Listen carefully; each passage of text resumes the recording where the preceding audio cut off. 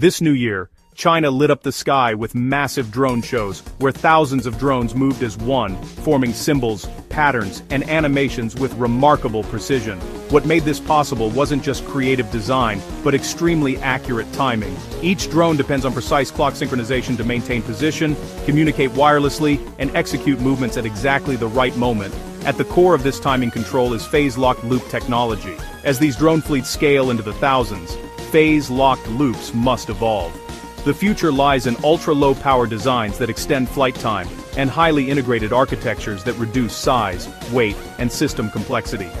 Digital and adaptive phase-locked loops allow drones to stay synchronized even in noisy wireless environments. This same innovation isn't limited to drone shows.